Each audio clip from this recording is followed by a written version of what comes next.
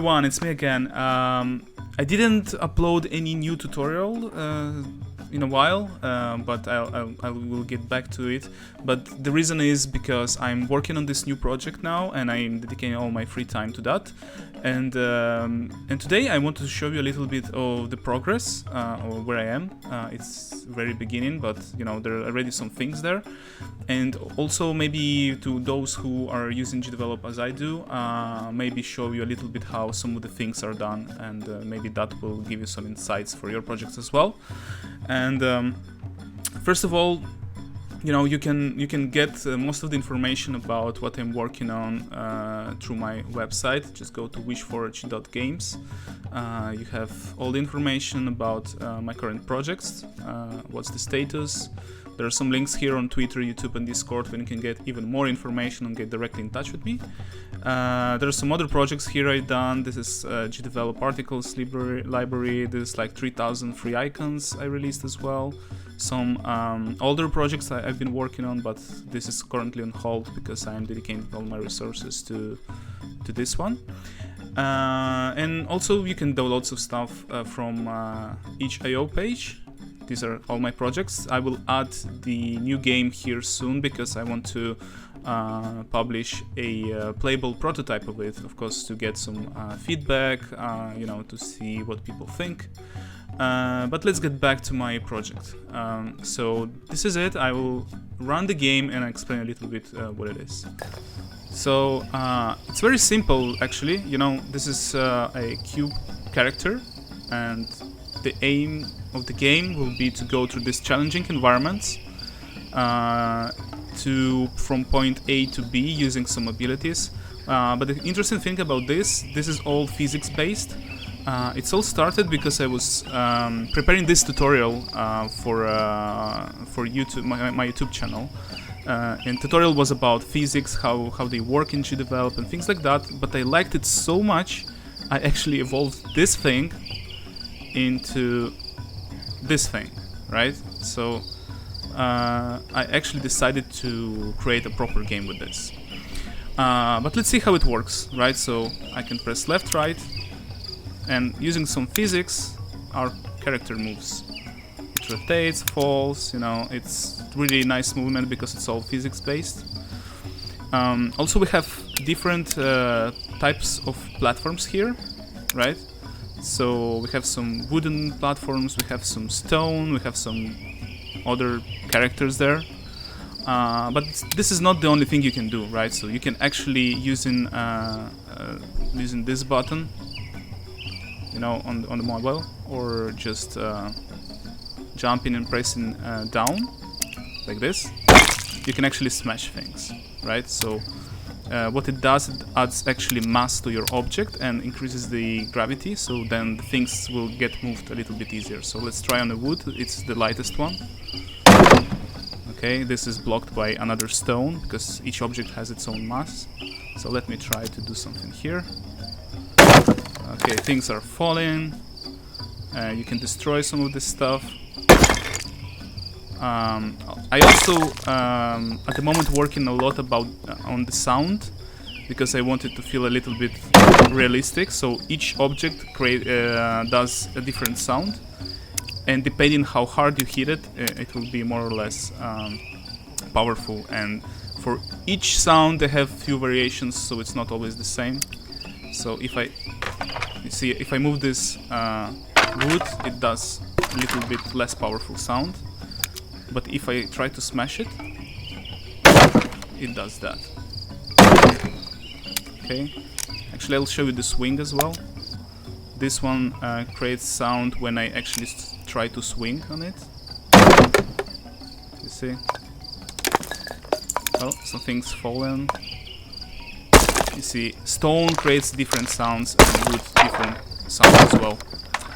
So I think the result for now it's quite good. I mean, the sounds vary a lot and create a really nice gameplay experience. So other things you can do, you know, I actually created a debug tool. So when you get stuck somewhere, you can actually create some cubes underneath you, like this.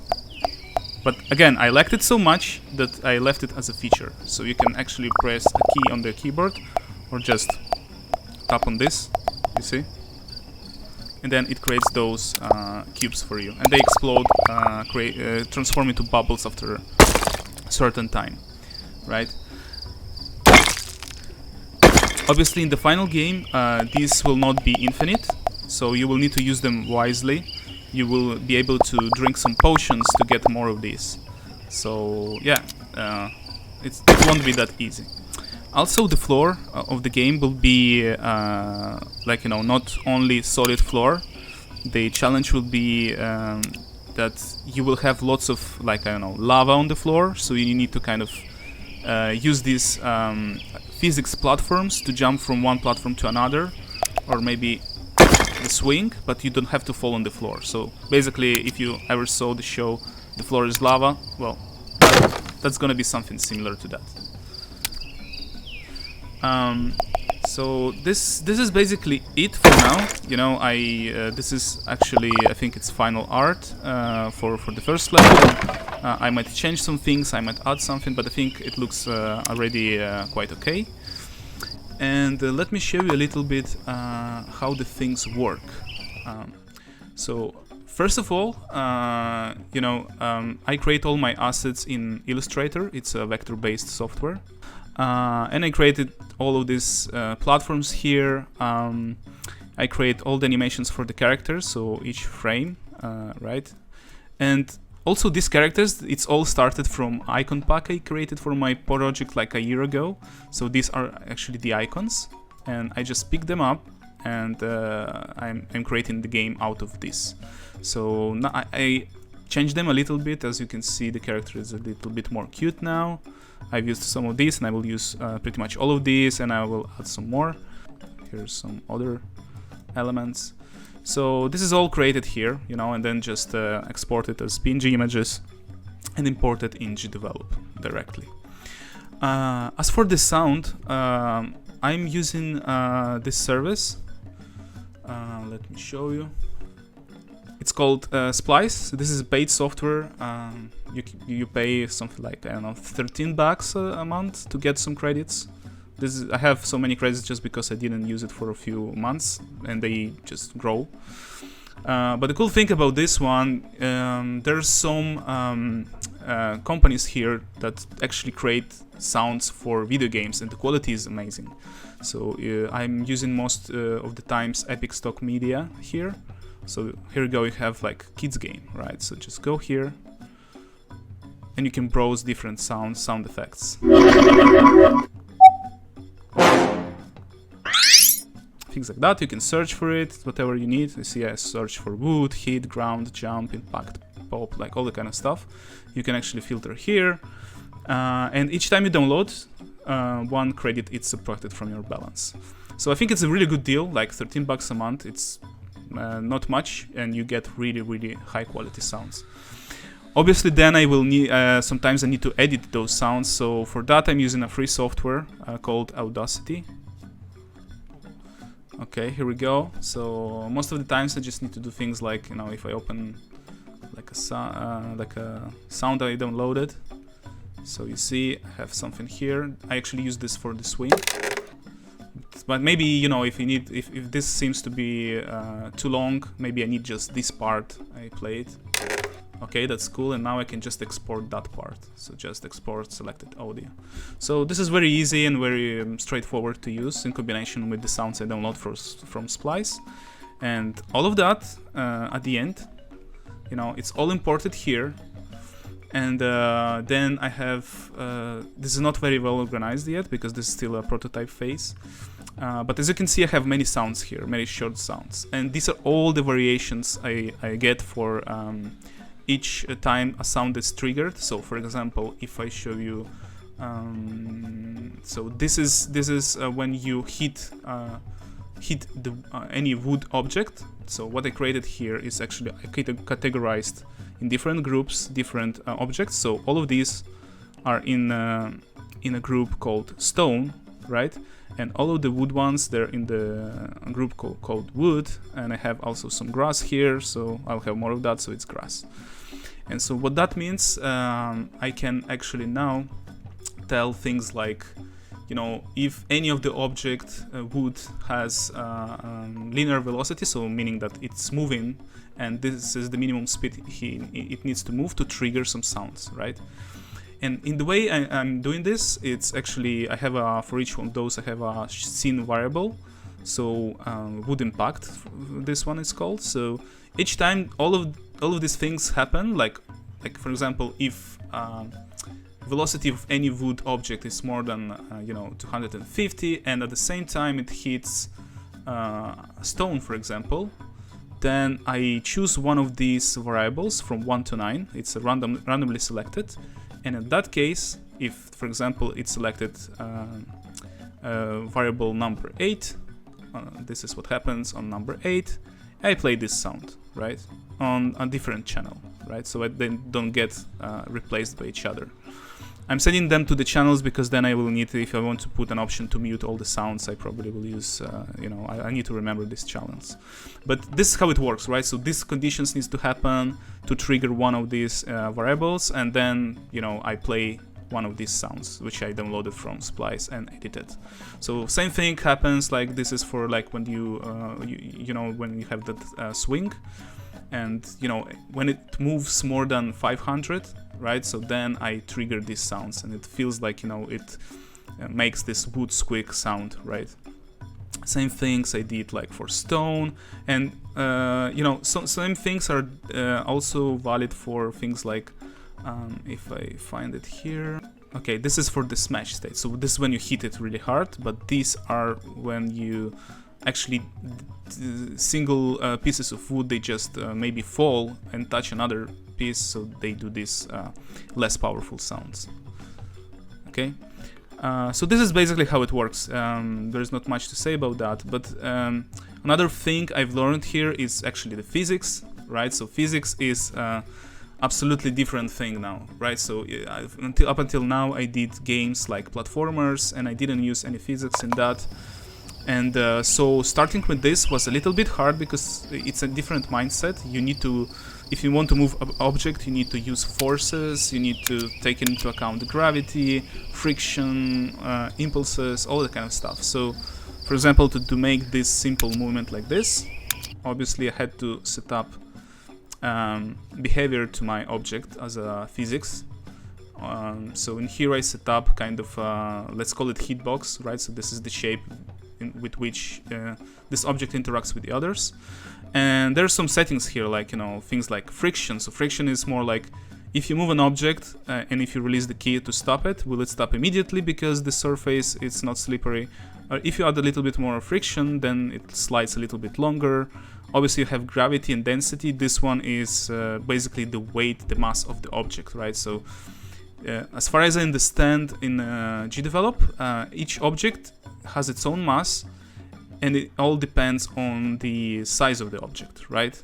So if I have object density 1, which is like 32 by 32 pixels, and I have another object density 1, which is like 100 by 100 pixels, obviously the one with 100 by 100 will be heavier. But you can actually, if you want to make that smaller object heavier than the big one, then you just use density and you add a bigger number here, and you can also change the gravity for each of those. Restitution is just to make things bounce.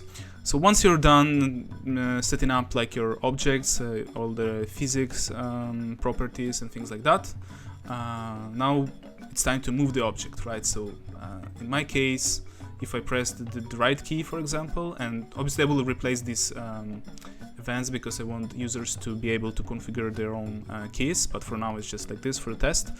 How you move an object, right? So you have to apply an angular impulse, like this is in my case. So, and this is the force it applies to it, like 0.5. That's the speed I need.